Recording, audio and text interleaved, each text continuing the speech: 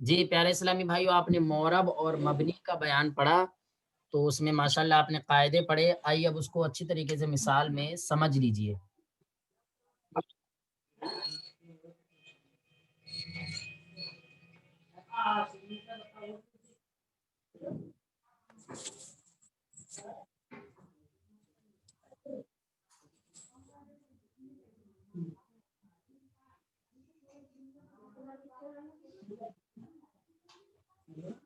جس چیز کی وجہ سے جی پیارے اسلامی بھائیو، آپ یہ دیکھیں، جاء زیدن، رأیت زیدن. ٹھیک ہے، بیان چل رہا ہے ہمارا مورب اور مبنی کے بیان میں. پہلے یہ دیکھیں مورب کہتے کسے ہیں. تو مورب وہ ایسا اسم ہے جس کا آخر عوامل کے بدلنے سے بدلتا رہے. ٹھیک ہے نا. تو یہ دو مثالیں آپ نے دیکھی. تیسری ایک اور مثال لے لیجئے. کہیں کیا ارمانی اڑ جاتی اڑ جاتا میں خالہ زیادہ ناٹک کرے جی سامنے سامنے مائک زیادہ کسی نہیں بولنا. اسلامی بھائی کا آن ہے، آف فرما لیں.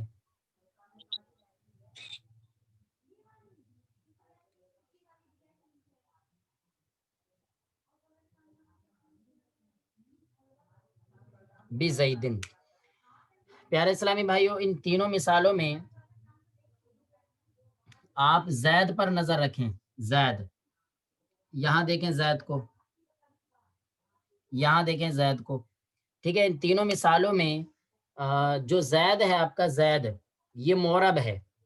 زید جو ہے مورب ہے.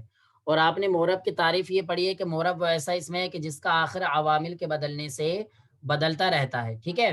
تو اب یہاں پر زید کے اوپر دیکھیے، کبھی ضمہ ہے یعنی دو پیش ہے، کبھی زید کے اوپر دو زبر ہیں، کبھی زید کے اوپر دو زیر ہیں.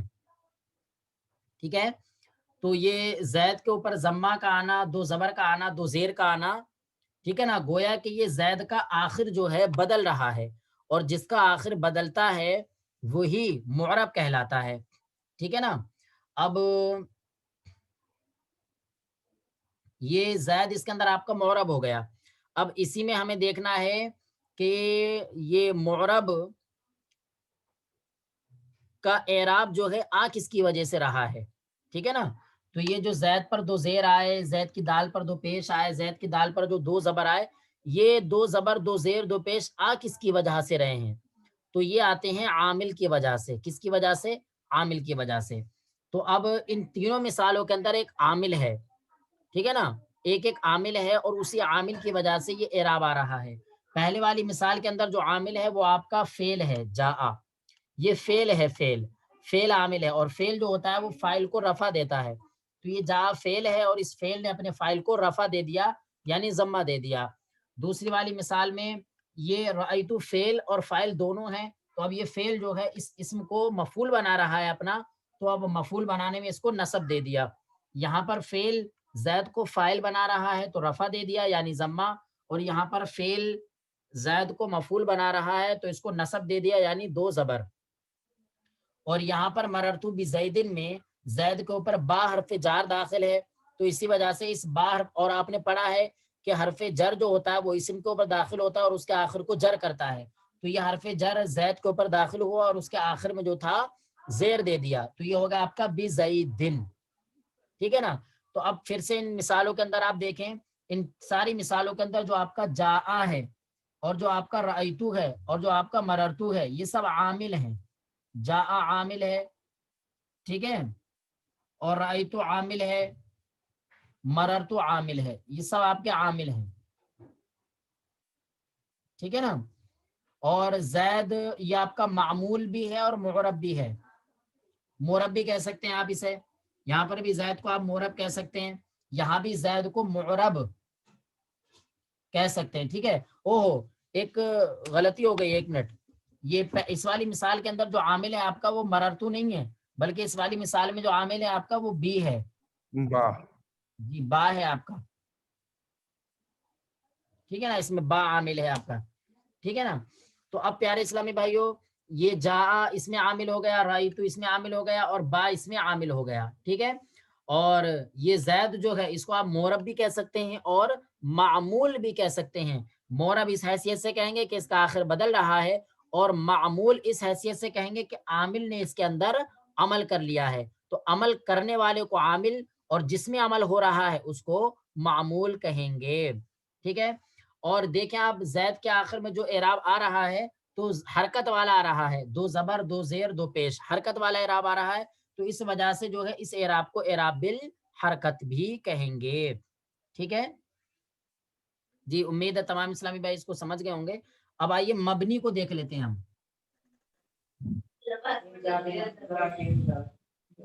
پیارے اسلامی بھائی مائک آف رکھیں، مائک آف رکھیں. عامر بھائی آپ کا، عارف بھائی آپ کا مائک آف ہو رہا ہے شاید.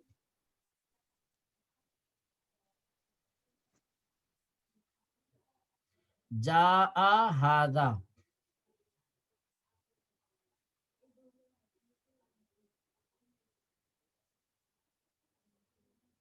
رأیت ھذا، مررت بھذا.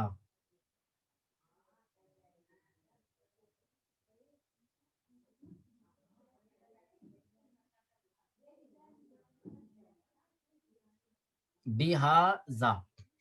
ٹھیک ہے. ان مثالوں میں بھی پیارے اسلامی بھائیوں ھذا جو ہے آپ کا یہ معمول ہے. کیا ہے؟ معمول. اور جاء عامل ہے. دوسری والی مثال میں رأیت عامل ہے. تیسری والی مثال میں با عامل ہے. ٹھیک ہے. لیکن ان تینوں مثالوں میں یہ جو آپ کا زید ہے، زید، وہ ھذا جو ہے، ھذا یہ ھذا جو ہے تینوں مثالوں میں، یہ آپ اس ھذا کا آخر نہیں بدل رہا ہے. جاء آنے کی وجہ سے ھذو نہیں ہوا، رأیتو آنے کی وجہ سے ھذن نہیں ہوا، اور مرتو آنے کی با آنے کی وجہ سے ھذی نہیں ہوا. یہ کیوں؟ اس لیے کہ یہ ھذا جو ہے یہ تینوں صورتوں میں مبنی ہے. کیا ہے؟ مبنی. اور آپ نے پڑھا ہے کہ مبنی اسے کہتے ہیں کہ جس کا آخر عوامل کے بدلنے سے نہ بدلے. تو یہاں پر آپ دیکھیں عامل بدلا، جاء آیا، رأیتو آیا، با آیا، عامل بدلا.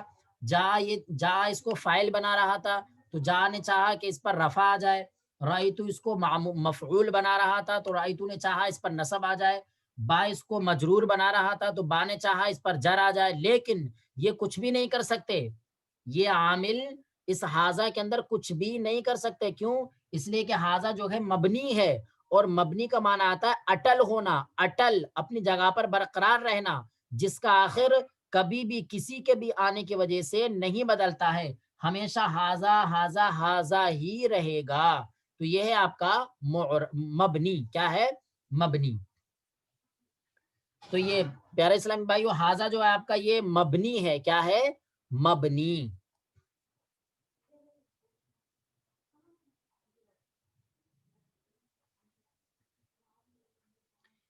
چلیے اب اعراب بالحرف والی مثالیں بھی دیکھ لیجئے. آپ نے جاء زید، رأیت زیدن، مررت بزید والی جو مثالیں دیکھی تھی وہ اعراب بالحرکت والی مثالیں تھیں. اب آئیے اعراب بالحرف والی مثال دیکھ لیجئے.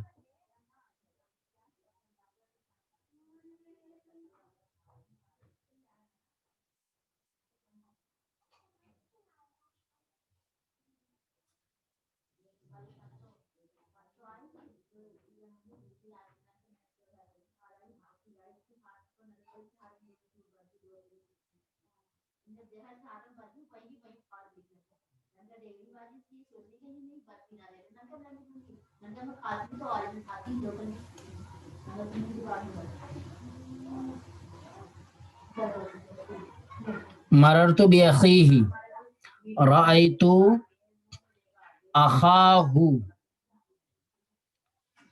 بأخیہ، کھڑا زبر بھی لا سکتے ہیں اس پر. جاء. تو ان مثالوں میں آپ دیکھیں پیارے اسلامی بھائیوں، جاء، رأیت اور با یہ عامل ہیں. جاء عامل ہے، رأیت عامل ہے، اور با عامل ہیں. ٹھیک ہے. اور جاء فعل ہے، رأیت بھی فعل ہے، اور با یہ حرف جار ہے. ٹھیک ہے نا. اب ان جاء کا فاعل آ رہا ہے اخو، اخوہ، یہ فاعل ہو رہا ہے. ٹھیک ہے. تو جاء نے اس کے اندر فاعل والی صفت پیدا کی اس طور پر کہ اس کے اندر واو آ گیا.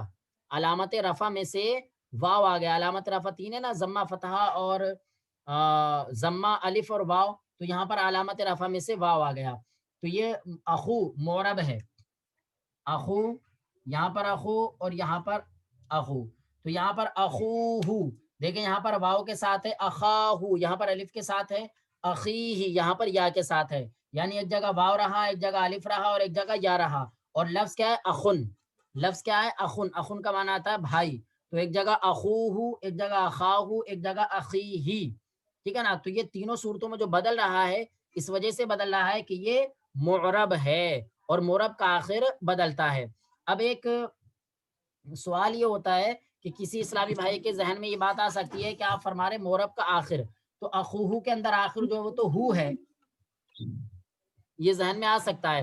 तो प्यारे इस्लामी भाइयों, ये अलग अलग दो इसम हैं, अखुन अलग एक इसम है और हु अलग एक इसम है, अखा अलग एक इसम है, अलग एक इसम है और ही अलग एक इसम है। ये समझ लीजिए, ये बिअखीही के अंदर इस वक्त तीन कलीमे हैं, बा ये हर्फ है अलग, और अखुन ये इसम है अलग, और ही ये भी इसम है अलग, इतने के अंदर तीन कलीमे हैं, ठीक है। ऐसे ही अखाहू के अंदर अखा ये अलग एक कलिमा है और हु ये अलग एक कलिमा, तो अखा ये अलग एक इसम हो गया और हु ये अलग एक इसमें जमीर हो गया। ऐसे अखू ये अलग हो गया और हु ये जमीर अलग हो गई, ठीक है ना। तो इन मिसालों में प्यारे इस्लामी भाइयों जा आमिल है और इसने अखू के अंदर फाइल होने की वजह से इसको रफा दिया और अलामत रफा में से यहाँ पर वाव आ गया।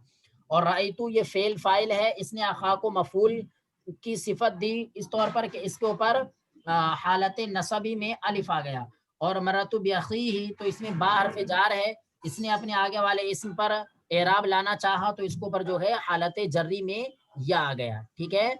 सल्लु अलल हबीब सल्लल्लाहु अला मुहम्मद सल्लल्लाहु अलैहि वसल्लम। जी उम्मीद है सर एक सवाल है, जी एक सवाल अर्ज करना था उस्ताद साहब।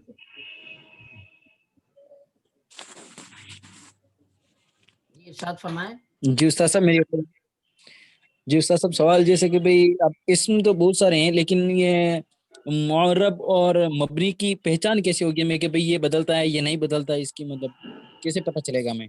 हाँ, तो प्यारे इस्लामी भाइयों, अभी ये मोहरब और मबनी का बयान आपका शुरू हुआ है, ठीक है। अभी आपको मोहरब भी बताए जाएंगे कि कौन कौन सी चीजें मोहरब होती हैं, और ये भी बताया जाएगा कि मबनी कौन कौन सी चीजें होती हैं, क्योंकि मोहरब ये कोई छोटी मोटी चीजें नहीं है, बहुत सारी चीजें हैं जो कि मोहरब होती हैं, ठीक है। वो धीरे धीरे तो बताएंगे जो उस्ताद साहब इनके कुछ अलामात वगैरह हैं या क्या है इनका कुछ? नहीं नहीं, अलामत कुछ नहीं है इनकी, अलामत नहीं है, बस ये खुद इसम है अलग अलग, ठीक है। और सब मिलेंगे आपको इसमें, आगे धीरे धीरे मिलेंगे। अभी जितना आपने पढ़ा है अभी उसको रट लीजिए, अच्छी तरीके से याद कर लीजिए, फिर हम आपको बता रहे हैं जो आपको पढ़ाया जा रहा है, अगर वो आपने याद नहीं किया तो आगे का कुछ समझ में नहीं आएगा, और जो आपको पढ़ा दिया गया अगर आपने वो याद कर लिया तो आगे का इंशाल्लाह सब कुछ समझ में आएगा।